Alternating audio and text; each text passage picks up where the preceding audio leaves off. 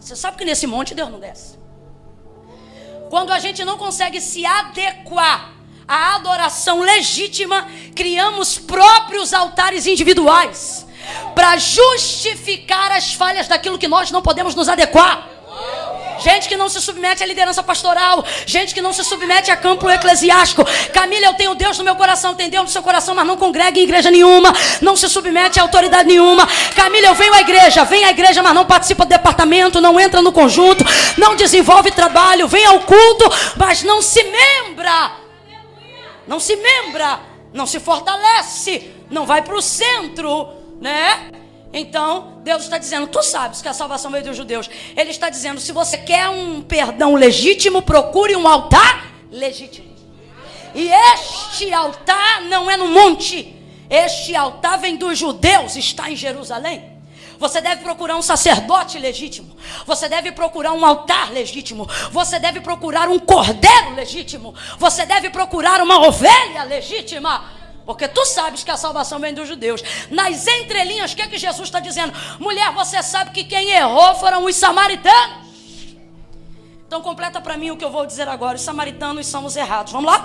Os samaritanos são os? Errados. Os samaritanos são os? Errados. E os judeus são os? Certo. Porque sempre que houver um lado errado, haverá um lado certo. O problema é que a maioria das vezes, quem está do lado certo, sobre a justificativa de que está certo, começa a agir. Na maioria das vezes é o que acontece. E é aqui que começa a agir errado. São cães, é rechaçado, aquela coisa toda. Tanto é verdade o erro dos samaritanos diante dos judeus, que João usa o termo do capítulo de número 4 para dizer que o propósito ou a intenção de Jesus passar por lá não é voluntária, é necessidade. E era ali necessário. Camila, necessidade e vontade são as mesmas coisas? Não. Tem coisas que não gosto, mas faço porque são. E tem outras que gosto, que me dão vontade de fazer. Às vezes, inclusive, aquilo que eu gosto de fazer, não devo fazer. E aquilo que não gosto de fazer, é o que devo fazer. Né? Necessário.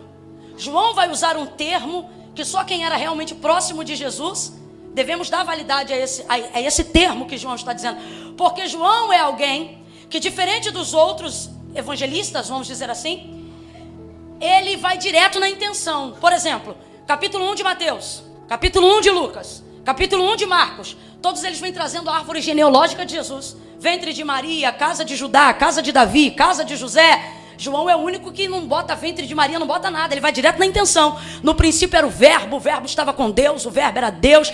João é o único que vai utilizar o verbo no gerúndio. Ele fala de coisas do passado como se essas coisas estivessem acontecendo agora. Jesus caminhando, Jesus andando, Jesus falando, Jesus fazendo.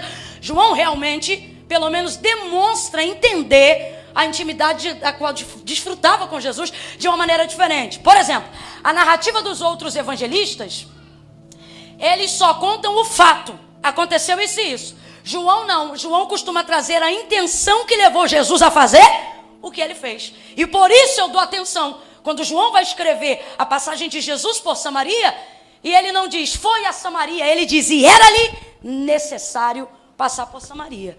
Camille, tem diferença? Tem. Eu já disse para você, tem coisas que a gente faz por necessidade e não porque tem vontade. Quem aqui vai num rodízio de carne porque tem necessidade? Não, você não vai porque tem necessidade, você vai porque você gosta, você vai porque você tem vontade. Não é necessidade. Necessidade, meu irmão, a picanha que vai matar a sua fome, 2 ovos estalados, arroz, feijão e um ovo também vai matar. Sim ou não? Sim. Mas nós estamos falando sobre a diferença das duas coisas. Vontade é aquilo que eu quero fazer. Necessidade é aquilo que eu preciso fazer mesmo que eu não.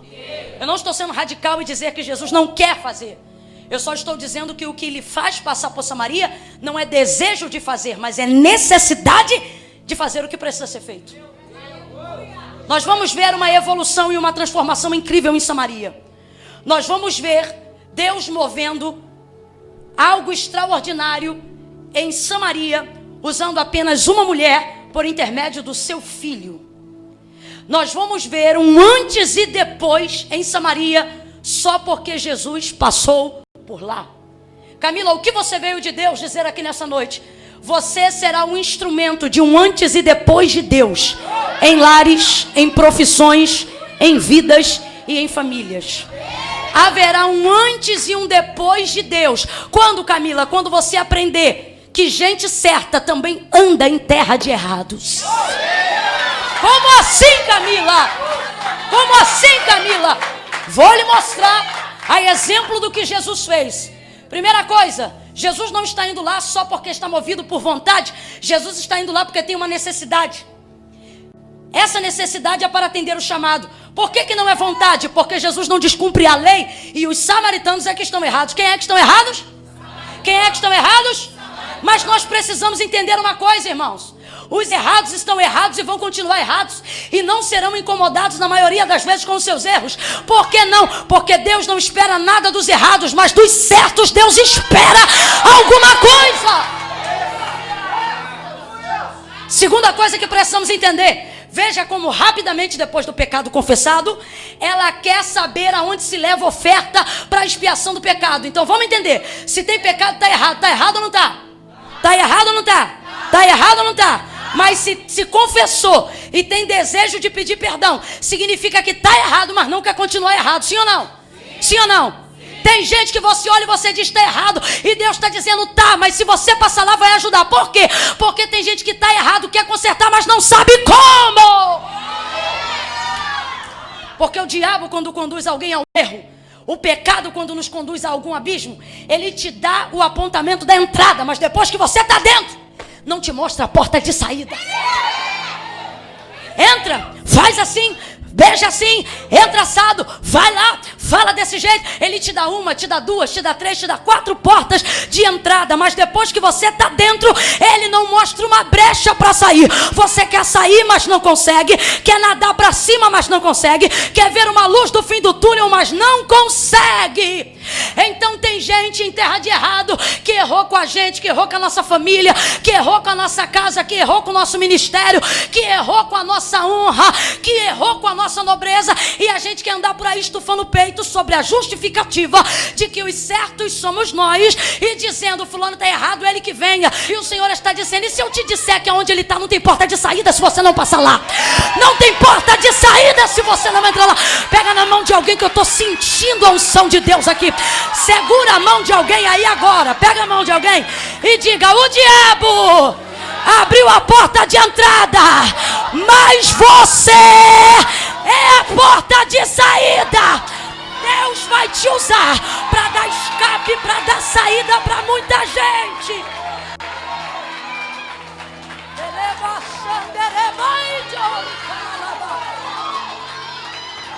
Eu vou contar de 1 a 3. E quando eu disser 3, você vai liberar uma palavra de ordem profética que determina a direção que Deus te trouxe aqui para te dar. Porque isso aqui não é encontro social, não. Você veio aqui, Senhor, eu quero resposta. Senhor, eu quero direção. Não quero andar perdido, quer resposta?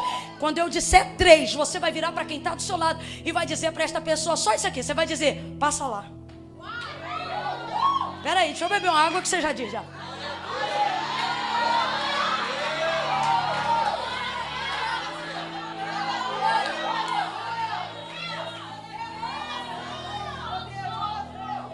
Quando eu disser 3, você vai dizer, passa lá. Não adianta fazer cara de rogado, irmão. Ah, mas passa lá onde? Passa lá na casa daquele pai que tu não fala há 10 anos. Camila, ele nem é crente, mas ele que errou. Pois é, mas o crente da casa é você. Passa lá. Você vai passar lá. Camila, mas foi ela que vacilou comigo. Mas Deus vai criar estratégias e eu vou te dizer por quê. Quando eu disser 3, você vai dizer, passa lá. É 1, é 2, é 3, vai! Passa lá, mas passa logo. Passa lá, mas passa depressa. Porque do errado que você espera vir até você para te pedir perdão, dele Deus não espera nada. Mas de você Deus está esperando alguma coisa já há um bom tempo. Vou lhe falar algo interessante, eu pelo menos acho. Jesus não tem absolutamente nada a ver com a briga entre samaritanos e judeus. Nada a ver. Só que Jesus não se omite diante do que está acontecendo. Jesus tem um negócio que eu amo. O que, Camila? Jesus não sabe ser neutro. E deixa eu lhe falar uma coisa. Tem muita gente perdendo a autoridade profética, via profética, unção profética, porque pensa que o cristianismo é trazer de nós uma posição neutra. Tô careca eu não fico, cabeluda, de ouvir gente dizendo: Camila, política, religião, não sei o que lá, não se discute. Não se discute porque você não quer? Ou porque você não tem argumento? Porque o que Paulo disse foi: quando vocês forem questionados acerca de qual é a razão da vossa fé, ele não disse corre para casa, ele disse estejam prontos. Para quê? Para argumentar, para falar. Crente não briga, crente explica e fala e executa. Mas por que você adora? Aonde está escrito na Bíblia? Tem que saber, está escrito em tal. Não, só quer saber Salmo 23, a página amarela dentro de casa. Aí depois vem com um papo de que não se discute? Não, não é o que a Bíblia diz acerca dela mesma. Procura apresentar-te ao Senhor teu Deus como obreiro bem aprovado, que maneja bem a espada ou a palavra da verdade, que maneja bem, que maneja bem. Sabe como o diabo vai tentar Jesus no deserto? Usando palavra. Por pelo menos 3 vezes ele chega para Jesus e diz: está escrito. E Jesus responde: também está escrito. Aí ele diz: mas está escrito. Aí Jesus diz: mas também está escrito. O Senhor está dizendo para alguém: você sabe de alguma coisa, mas está faltando o também, saber um pouco mais. Porque o mundo usa isso. Então veja bem, os samaritanos estão errados, os judeus estão certos. Jesus não tem nada a ver com essa briga diretamente. Muito antes de Jesus ir ao ventre de Maria, essa briga já existia. Então essa briga já existia antes dele. Mas um dos maiores problemas que nós vemos no mundo atual, problema esse que não vemos no ministério de Jesus, é a omissão. Quantas pessoas, irmãos, perdendo de Deus autoridade, força, domínio, governo, poder de solução diante de uma circunstância e de uma situação, simplesmente porque ficam penduradas na bengala do eu não vou me meter, eu não vou falar, eu não vou entrar. Eu vou falar um negócio para você, filho. Já ouviu falar de 2 homens, filhos do sacerdote Eli, chamado Ofni e Finéias? Eles eram filhos de um sacerdote, um se chamava Ofni e o outro se chamava Finéias. Ministravam na casa nos dias de Samuel. Fornicavam, adulteravam, roubavam ofertas, se prostituíam dentro da casa de Deus. Deus disse: eu vou extirpar com essa raça, e chama o pai, que é o sacerdote da casa. Ele não conserta a casa. Agora eu vou te perguntar: sacerdote Eli, que determinava o governo sobre a casa de Deus, pecou? Adulterou? Trouxe alguma mulher para sua cama? Se deitou com alguma estrangeira? Roubou oferta na caldeira de Deus? Eli não cometeu nenhum dos delitos do seu filho, mas o texto diz que ele foi execrado e toda a sua raça. Que ninguém mais filiado a Eli governaria o sacerdócio dentro da casa de Deus. Aí eu vou te perguntar de novo: Eli fez alguma coisa? Não. Então por que ele está sendo destituído de toda a sua autoridade? Porque ele tinha autoridade, mas ele foi omisso. E tem gente achando: se eu não faço não tem problema. Mas a visão da Bíblia para apontamento de quem é o justo da terra não é o que não faz nada, é o que combate a injustiça. Então você não pode ser neutro. Camila, por que você está dizendo isso? Volto a repetir pela 3ª vez. Porque Jesus não tinha diretamente nada a ver com a briga entre judeus e samaritanos. Jesus chegou depois. E quanta gente no seio familiar, irmão, eu não estou dizendo que a gente tem que se meter na vida dos outros, não. Mas quantas vezes no seio familiar, quando você chegou, a sogra já não falava com a nora. Quando você chegou, o departamento A já tinha problema com o departamento B. Quando você chegou, o pastor X já não falava com o pastor Y. E você fica ali sentado omisso, não ora, não reage, não apazigua, não aconselha, não jejua, não pede a Deus uma direção sobre a justificativa. Quando eu cheguei já estava assim. Quando eu cheguei, a filha já não falava com o pai. Quando eu cheguei, o genro já não se dava com a sogra. Quando eu cheguei, a filha já não falava com a mãe. Quando eu cheguei, o irmão já não falava com o irmão. Do teu lado, no teu povo, na tua herança, no meio de ti, Deus te trouxe hoje aqui para te dizer: não interessa quem começou, quando eu te dei a chave para terminar. Quando eu colocar na sua mão a autoridade para terminar uma situação, você não pode fingir que esse problema não existe. A fulana, não se mete não, que isso é problema antigo. Minha filha, eu não vou me meter em nada, eu não sou o problema, eu sou a solução. Eu não vou ignorar o que está acontecendo.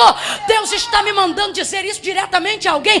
Até quando você ignorará o que está acontecendo? Eu não estou dizendo que situações assim são resolvidas da noite para o dia. Mas você não pode se acomodar numa mesa onde todo mundo come junto, mas ninguém fala com ninguém, e achar que isso é normal. Você não pode congregar a vida toda em uma igreja sabendo que tem rixa de uma com a outra, tendo que mediar as suas tensões. Se vai na casa da fulana, não pode tirar foto, porque a outra ciclana, que é tua amiga, vai ver a foto que você... Sai fora.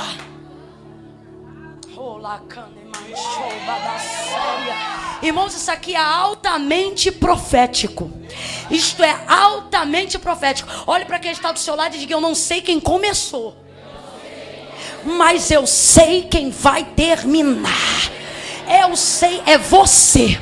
É você. Esse Natal será diferente. Esse ano novo será diferente. Vai ser diferente. Pegue na mão de alguém e diga: vai ser diferente. Vai ser diferente. Vai ser diferente.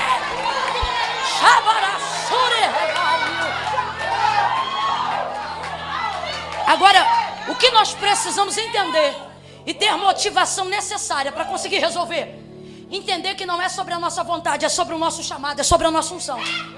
Como assim, Camila? Enquanto você deixar sentimentos te governarem, você vai ficar desorientado igual cego em tiroteio. Mas quando você entender: não, peraí, eu tenho unção de Deus. Não, calma aí, eu tenho um chamado de Deus. Não, peraí, irmão, o mais grosso modo possível. Quando você entender: não, peraí, eu sou crente.